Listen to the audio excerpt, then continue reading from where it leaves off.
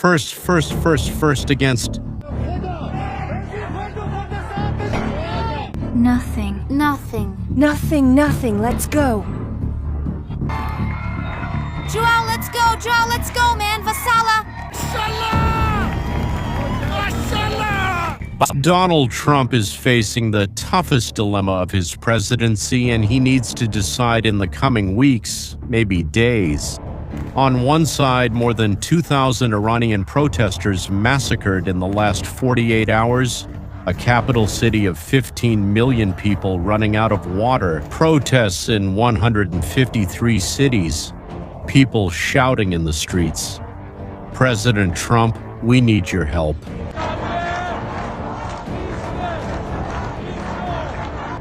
Do outro lado, o risco de uma guerra no Oriente Médio. O Irã já ameaçou destruir bases americanas na região. Um oficial iraniano sugeriu capturar Trump e qualquer intervenção americana pode desencadear retaliação contra os milhares de soldados americanos no Golfo Pérsico.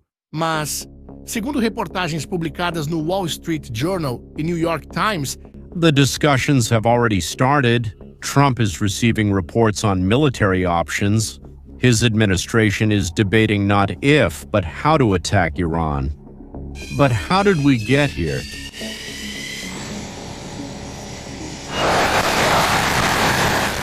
Few people know. But 3 weeks ago, 2 American soldiers were killed in Syria by militias linked to Iran. Trump responded with massive attacks, but Iran, well, it didn't back down, and now Trump is considering attacking Iran itself. Will he authorize it? Keep watching, because we're going to explain everything to you. To understand how we got here, we need to go back to December 13, 2025. Palmyra, Syria, an ancient city in the desert known for its Roman ruins. But on that day, it wasn't ancient history being written. Sergeant Edgar Brian Torres Tover and Sergeant William Nathaniel Howard, both from the Iowa National Guard, were on a routine patrol. With them was a civilian interpreter, experienced men, doing a job they had done hundreds of times before. They were ambushed by Islamic State of Iraq and Syria operatives, but with clear ties to militias funded and trained by Iran. The 3 were killed, and it wasn't a random attack, it was coordinated, it was a message. Trump had a choice: swallow yet another Iranian provocation or respond with force. He chose the latter. 6 days later, on December 19th, the United States launched Operation Hawkeye Strike, which means Hawkeye Attack, a massive response. Fighter jets, ground attack aircraft, and war helicopters. We're talking about F-15 Strike Eagles, A-10 Warthogs, and Apache helicopters. A coordinated bombing campaign against Islamic State of Iraq and Syria targets and Iran-aligned militias in Syria, with Jordan joining the attacks. The message was clear: zero tolerance. But that was just the warning, because while the United States was bombing Syria, something much bigger was happening inside Iran. The country was imploding. And it wasn't just one crisis, there were 3 crises happening at the same time, a perfect storm. The first crisis: water. Tehran is literally drying up. The 5 main reservoirs that supply the capital have reached what engineers call dead volume, less than 3% of total capacity. This means that the dams can no longer release water through the normal systems. Tehran has technically already reached day 0 when water stops flowing. Now consider this. That's 15 million people, one of the largest cities in the Middle East, without water. The Iranian president, Masoud Pezeshkian, even spoke publicly about evacuating the capital. Think about that, evacuating a capital of 15 million people. The second crisis is military defeat. In June 2025, Israel carried out what became known as Operation Rising Lion, a 12-day war that completely destroyed Iran's aura of invincibility.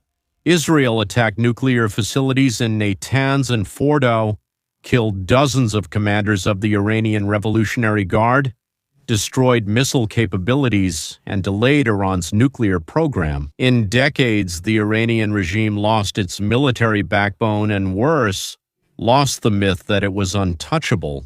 The third crisis, the economic collapse. The Iranian government deliberately devalued its own currency. The rial plummeted from 700,000 per dollar to 1.45 million per dollar. Overnight, the elite who sell oil became richer, and the people who need to buy imported food became much poorer. Basic food prices doubled in weeks. Cooking oil went up 133% in 10 days.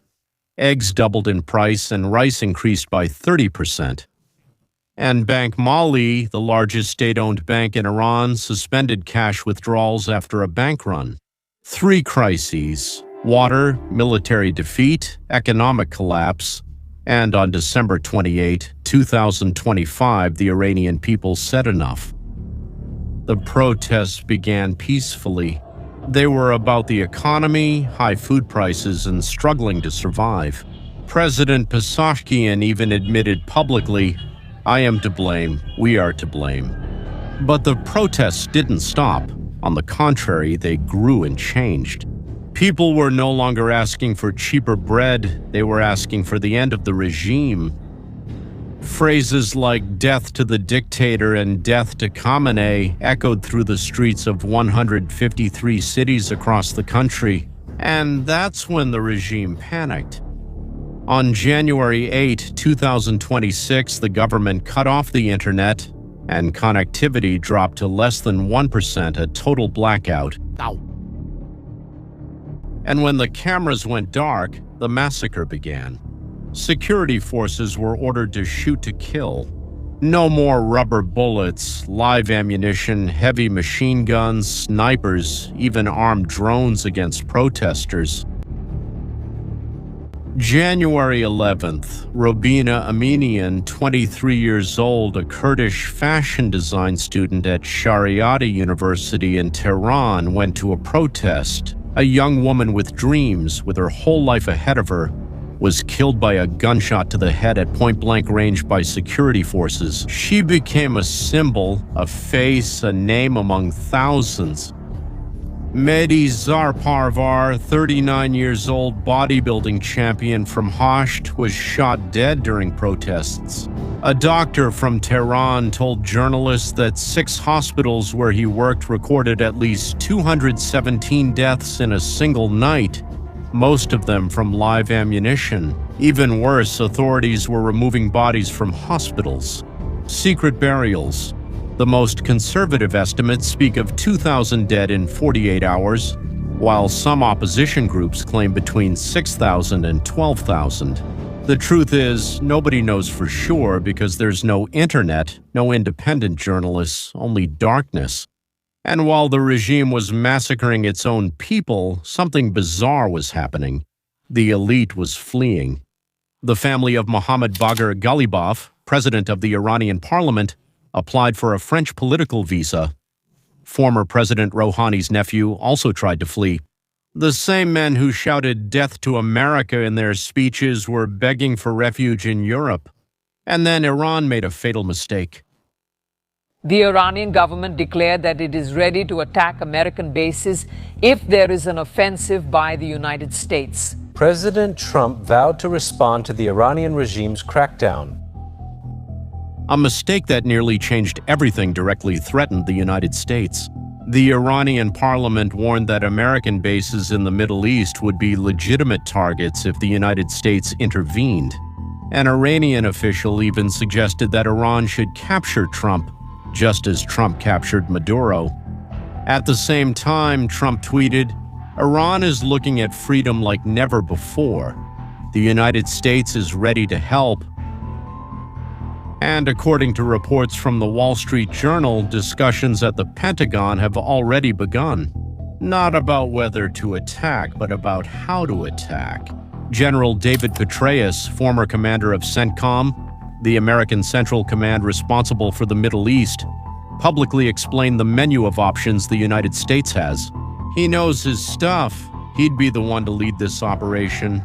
The first option would be support with information and Starlink equipment, the satellite internet system so protesters can communicate, targeted economic sanctions against regime leaders, asset freezes. The second option would involve limited strikes against repression infrastructure, headquarters of the security forces that are massacring civilians, and command centers of the Revolutionary Guard.